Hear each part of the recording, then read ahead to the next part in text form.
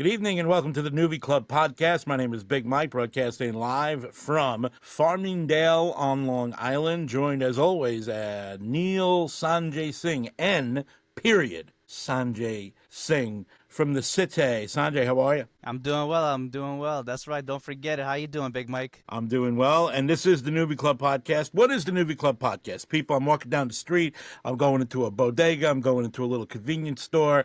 I got to get myself maybe a nice bottle of seltzer. And people stop me and they say, Big Mike, what is the Nuvee Club Podcast? And I say, well, Nuvee Club Podcast is me and Sanjay, and we're just two guys. Some would say unlikely friends. We have a long history together from my career and Sanjay's upbringing in the movie industry. And we like movies. We love watching movies. We love talking about movies. We've even made some movies. We'll even make some more movies. So this Nuvee Club Podcast is kind of that, but it's not only that. It's much more. It's the Nuvee Club Podcast. Let's get it started.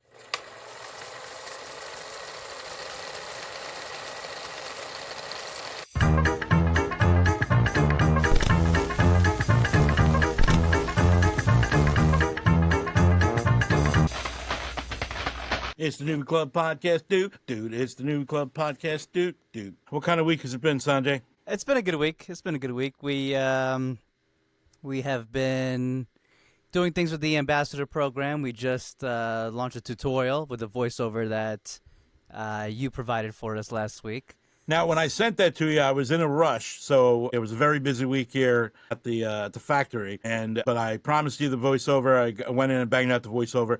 Do you, as somebody who's creating it, do you prefer when you have a couple of different options and even some of the flubs, or do you count on the person providing the voiceover to edit it up and get it where you want it? Now, I don't expect you to provide the fully edited version, especially if you're not part of the creation of the video itself. But I do expect for there to be limited number of takes and for those takes to be good. So, if you want to vary 2 or 3 reads and give intonations, I appreciate that. I appreciate those options. But once it gets into 10 reads and mistakes that, then you're not working with pros. I do 3. 3 was usually my rule of thumb, and I try to make the 3 distinct if I'm doing it. Yeah, I figure if there's not something they want in those 3, then I probably shouldn't be doing what it is that I am doing. But how is the ambassador program video and all that stuff going so far? I know it launched. I know it's out there. It's all above the next stuff. It's going well. It's basically streamlines the entire onboarding process for ambassadors, anyone that wants to earn by watching movies. And we're actually kicking off a job search for 3 directors of sales who will be responsible for bringing new Nuku accounts and building up our community on a weekly basis. So I'm excited for that, and we're also releasing a backstage casting call for actors for a project we'll be shooting next month. A backstage casting call for a project you're shooting next month. Do I know about this project? You do not know about this project. Is there a role for someone of generous proportions, perhaps? Perhaps. Maybe with a bald head and maybe a beard. Perhaps with the dulcet tones of the Big Mike. I think so. I think we can make it happen. We'll need to sidebar on that. We'll see what happens. I'll go to more doctors, and if I'm still alive by next month, maybe we'll be involved. For me, boat is in the water, and the weather went from not boating weather at all to boating weather almost every day, except when it rains. But in temperature-wise, the air temperature is getting to where it needs to be. Water is still going to be on the chilly side, but you know me, it ain't no thing. I'll go swimming in anything. I went swimming in the Arctic Ocean. So, but I am excited. I've done some upgrades and some slight modifications to the boat, and I'm excited. I'm going to be going out tomorrow because I was debating tonight or tomorrow, but the weather really wasn't good tonight. Tomorrow, strawberry moon. And the moon will be full and the moon will be rising around 9 o'clock. So I might stay out that late. We'll see. We don't know. We're just going to play it by ear, Sanjay. That sounds nice. A nighttime ride. Don't get lost in Connecticut now.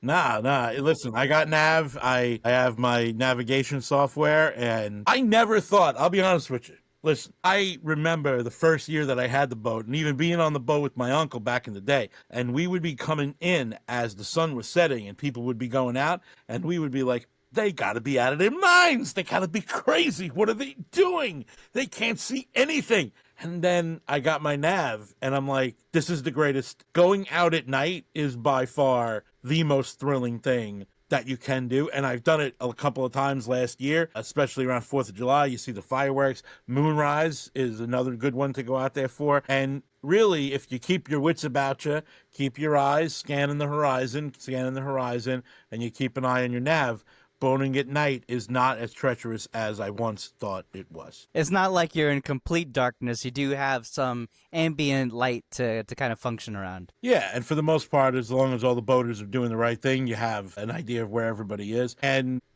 the water is big, so you really got to have really bad luck if you're going to be out of the water in the middle of nowhere and run into something that you don't know is supposed to be there. I'm excited. That's Creations, fun. what'd you create this week? So I've been putting together a reel of all of the work I've done, not only as a cinematographer or an editor, but also the directorial and the producer projects that I've been a part of, and cutting together a 90-second sizzle that kind of encapsulates everything that I can do as a filmmaker. And tomorrow I'll be releasing that online to kind of showcase and broaden my client horizons and let people know I'm open to more collaborators. We used to talk about putting some sort of reels together, and I had to put one together for my job. I had to do it quick. I had to do it on the fly. There was a client who was interested in something. They were like, well, what does this person provide? What can the overall company provide? So I had to go in there and put something together. But if you don't sit and put the time and energy into creating it where it's going to accomplish the goal that you set out to achieve, which is to attract people's business and attract people's interest in you, it's more just like a slideshow than an actual sizzle reel. But I feel like that'll be good to have, because you never know when you're going to need it. I certainly put something like that together for myself and put some time and energy into creating it. Oh, definitely. Yeah, no, I'm excited for it. I was able to fit 22 projects into 90 seconds. So it's kind of like a very fast cut, very fast pace. It works pretty well. I'm excited to show it. That's good. How about yourself? What did you make this week? I put together videos they're a paving stone company out here on Long Island called Nicoloc Paving Stones and painting walls. Yeah.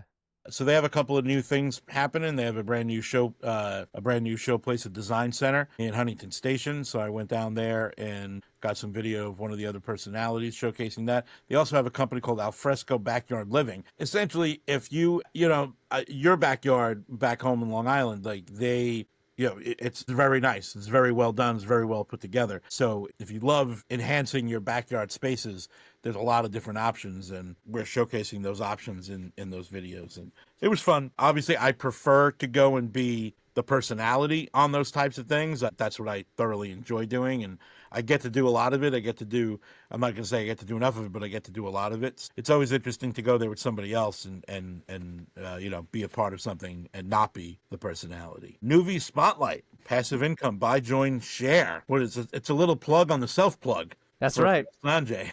That's right. It was so the passive income short film, 8-minute comedy short film, was kind of a satire on my experience with Nuku. It's a reflection on what it feels like to get people to watch movies, watch films, and to support independent filmmakers, and kind of the unofficial origin story of the ambassador program and how it came about. Got 3 great actors together to kind of create this comedic world, and I'm excited to showcase it for everyone. What's the biggest challenge when you set out to accomplish a project like that?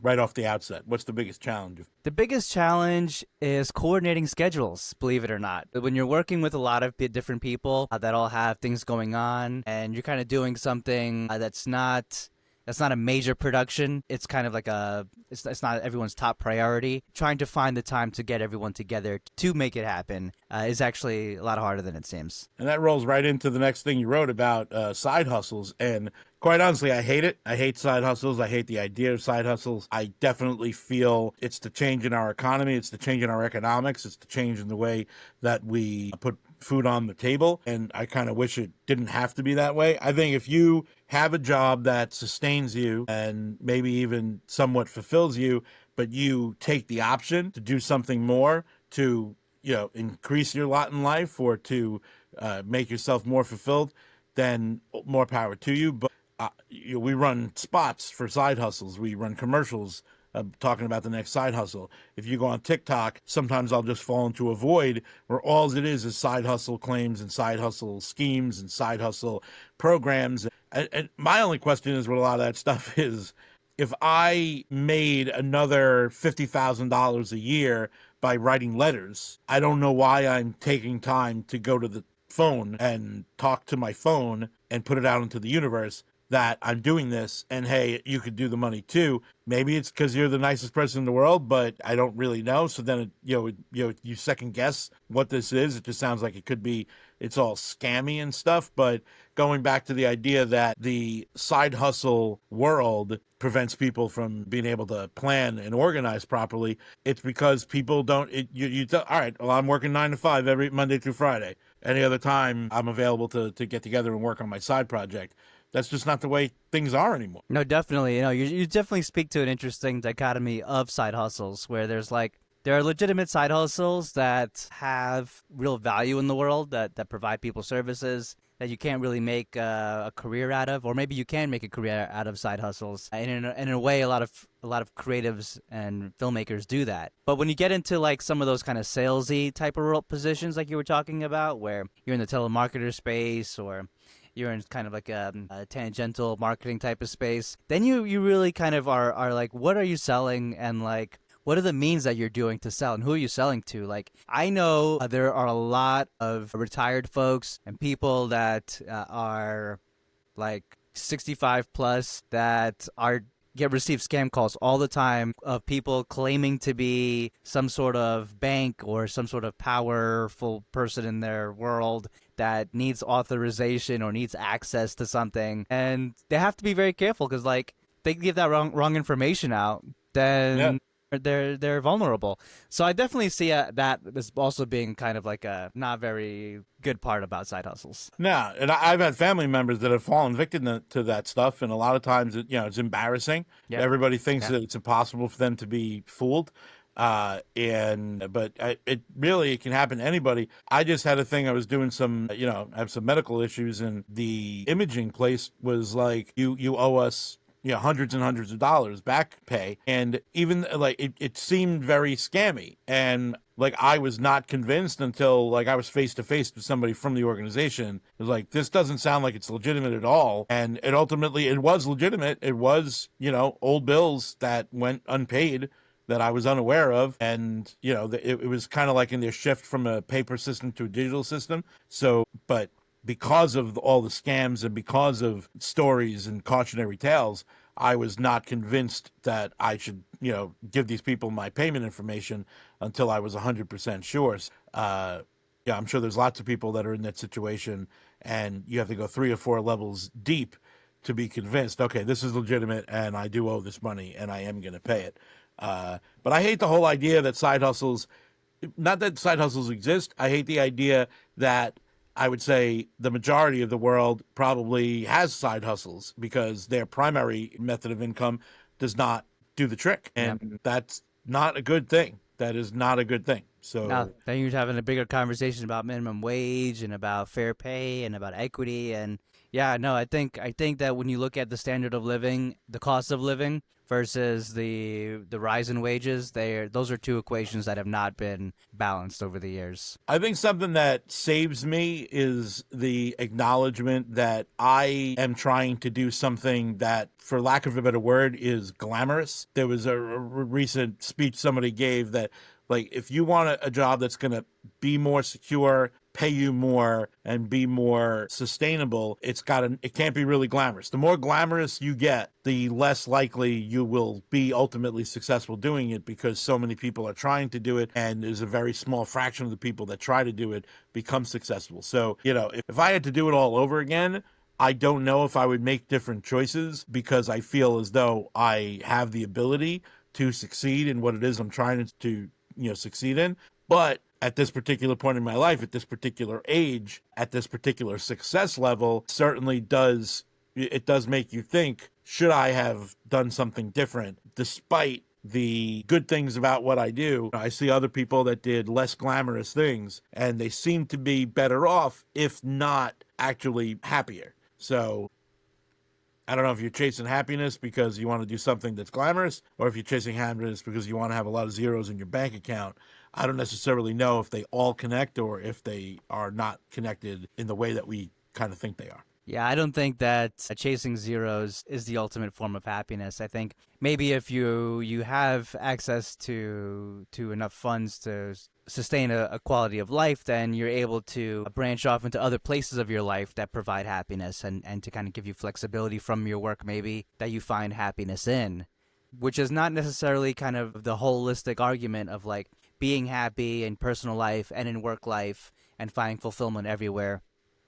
It's kind of like you're compartmentalizing where you're getting your happiness from. And I would rather try to find the approach of that holistic, being fulfilled in what you're doing and then trying to find happiness in your personal life because you're feeling like what you're doing is what you're supposed to be doing. It's obviously much more difficult in the entertainment field, but like you said, levels of successes are important to consider because no, not everybody's going to be a Brad Pitt or Tom Cruise or Will Smith, but there are other forms of success in this industry that are just Absolutely. as valid. Yeah, and people, the people do make a living in Hollywood. People that you would never pick them off the street. Maybe they'd walk by and you go, I saw that guy in something, and that's probably the majority of the stars. The majority of the people that are working actors and working tradespeople and working behind the scenes sit through the end of the credits of a movie and see how many names are in the end credits Exactly. versus the names in the cast.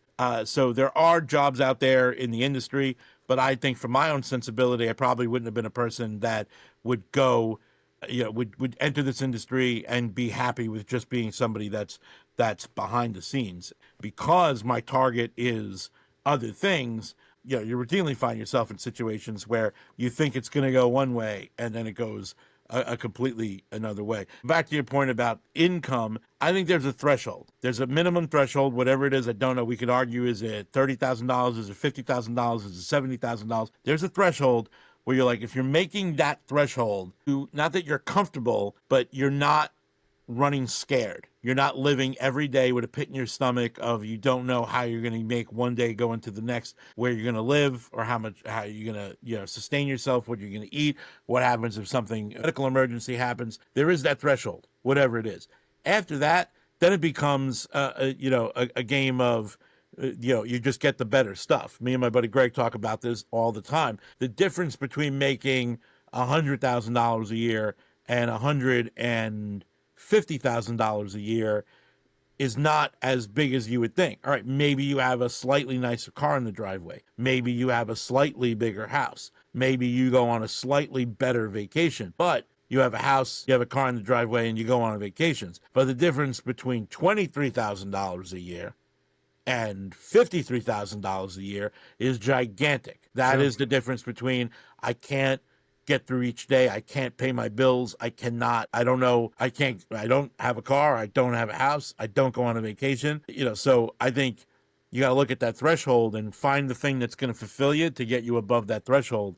And then maybe you can go a little further. And I'm not saying the sky's the limit, but maybe you can definitely address some of your other personal aspirations. I agree. Yeah, our goal as a nation should be to try to get everyone above that bare minimum threshold, so that at least everyone is able to have a quality of life that's not day-to-day survivalist mode. Yeah, it's not I don't think it's a good way to live. And I grew up in a family where my father was in a union and he was in construction and he went up, and that's not an easy thing to do.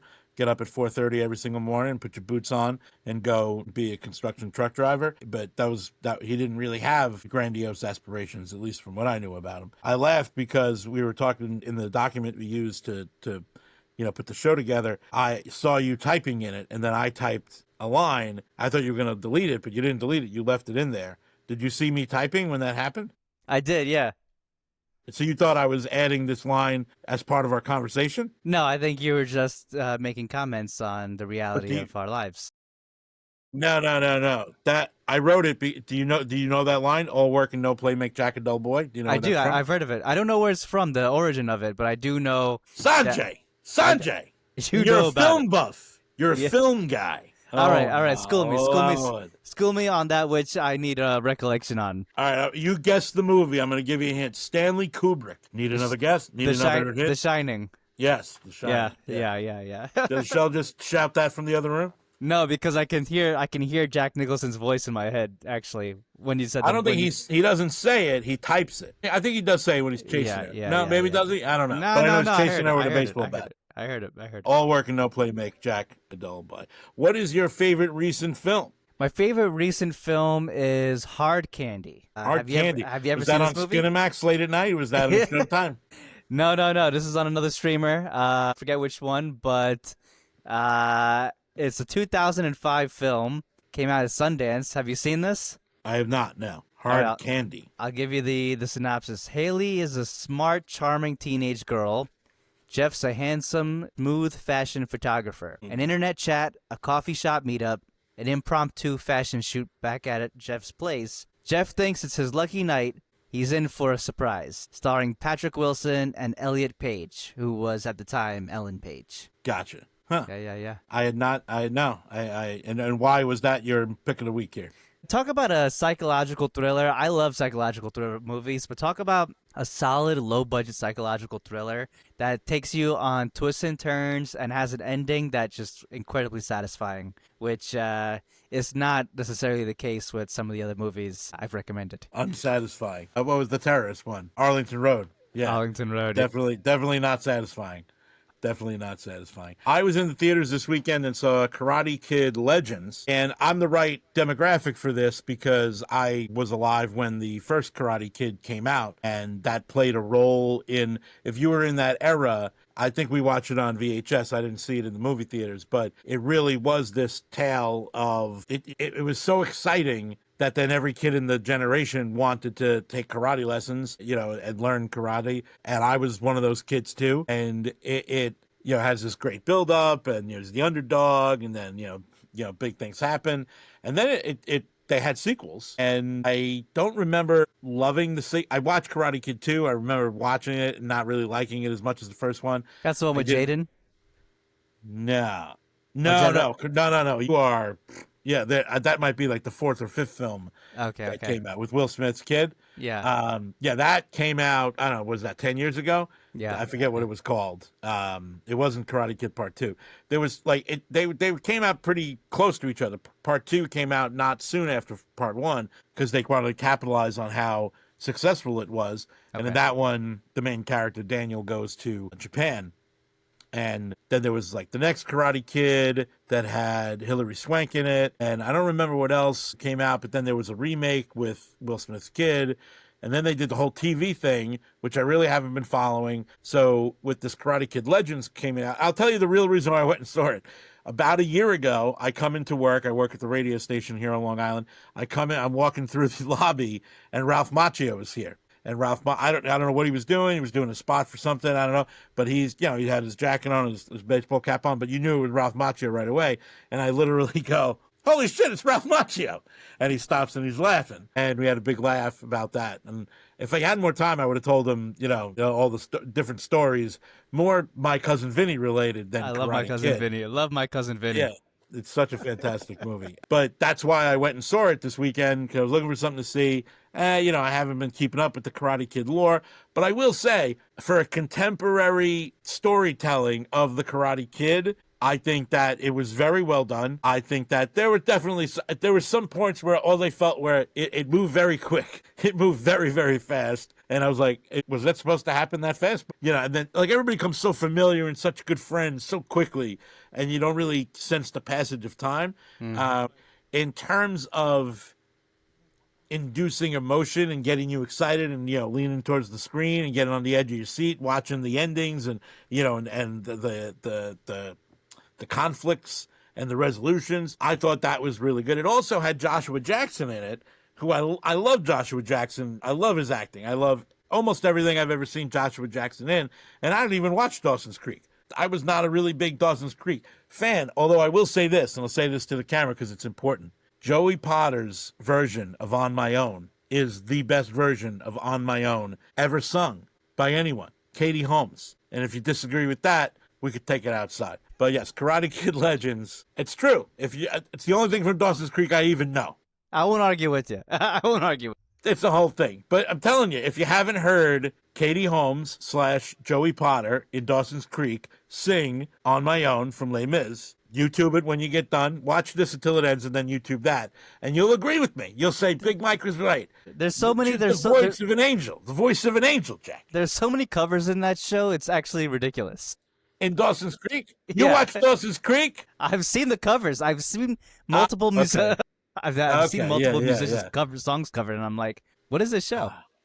Yeah, I mean, it was just, it came out. I was a little old for it in terms of its coming of age tale. Like, I guess it was kind of like a Wonder Years, but with 4 kids instead of following one. Joshua Jackson has been in other great movies that I've liked, and there was a great TV show that I like called Fringe. But that made it even better to me. Karate Kid Legends. Nice. If it's still in the theaters, so if you have an opportunity to see it and you're looking for something to go see in the theaters, I think it's worth it. Especially if you have some young kids that were like the age I was when the first Karate Kid came out. I would say it's probably good to go see. They'll come out and they'll want to take karate lessons. They'll want to learn kung fu, and why not? I wish I had done that, and I think I'd be in better shape. I don't know if I ever would have stuck with it, but I remember asking my parents, like, I want to take karate lessons, and they're not. And I remember they would say, "You're not going to do that. It's too hard." And I was like, "Yeah." But now I'm 45 and I'm 1,000 pounds, and I don't know karate. Damn. Your fault, Mom. Damn. Your fault, Dad. Damn. That's tough. It's That's not. tough. Shut Well, up. at least you can still appreciate, and you can tell the kids it's not too late for them. No, yeah, it's not too late. It's not too late for me. I could probably I did take karate classes as I got older. I did like 3 years of karate classes. Listen, I've beat anybody's ass in the world, including yours. All right. So, but it's been a while. So I don't move as quickly. I'm pretty swift. I'm pretty swift. If you can catch me. That's right. We do some P90X. That's what we do. We do. That's right. All right. Good show. Anything else you want to do to wrap it up here? Now, if you guys are around on Thursday, come through for our weekly meetups. What was that advertisement? I saw an advertisement for that.